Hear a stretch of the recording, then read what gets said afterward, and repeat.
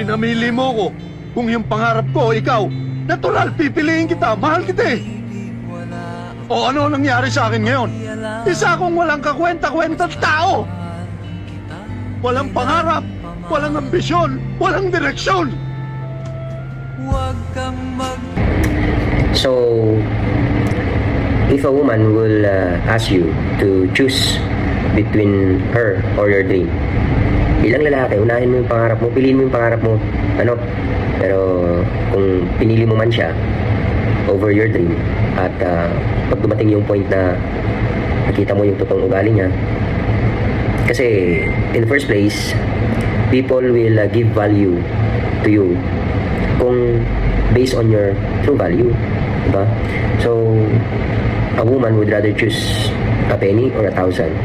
Siyempre, usually, in all cases, they will choose 1,000s. So, make yourself valuable.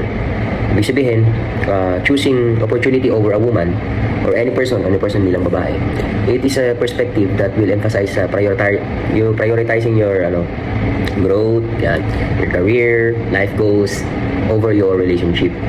Okay? Kasi time goes by, pag yung pangarap mo nawala sa'yo, sayang yung oras.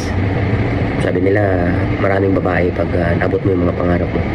Kaya boys, kung sa tingin nyo ay pinapipili kayo ng babae, kung siya ba yung pursue nyo or yung trabaho o yung career nyo, mas maganda yung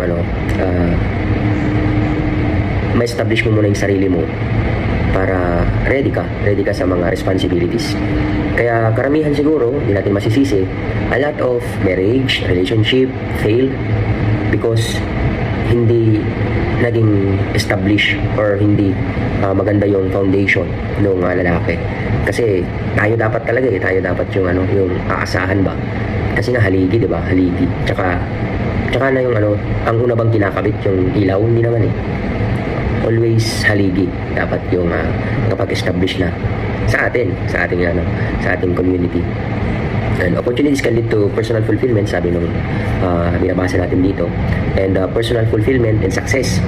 But meaningful relationship naman will provide emotional support and shared joy. If faced with such a choice, it's crucial to evaluate that aligns with your long-term goals. Long-term goals kasi, hindi yung ipagpapalit mo yung pangarap sa isang gabing sarap, parang ganun ba? And values, ensuring you don't lose sight in the entire dream of people who genuinely care for you. And sooner or later, you will find a woman that will support you on your dream. Huwag kang atat, parang gano'n. Pero kapag dumating ka sa point na pinapapili ka, let go. Pinapapili ka sa pangarap mo, let go. Kasi if a woman truly loves you, he will support you on your dream. Yun lang. So, sa mga lalaki dyan, sana, this will be a good advice to you na unahin nyo yung pangarap nyo. Kasi tayo ang haligi at tayo ang magiging haligi. Dapat, ang gagawin na lang ng ilaw is isasabit na lang o kaya ilalagay na lang. Ibig sabihin, buo na tayo bago pa tayo nagkaroon ng relasyon o relationship with woman, with other people. Okay? Dapat sa atin mag-umpisa.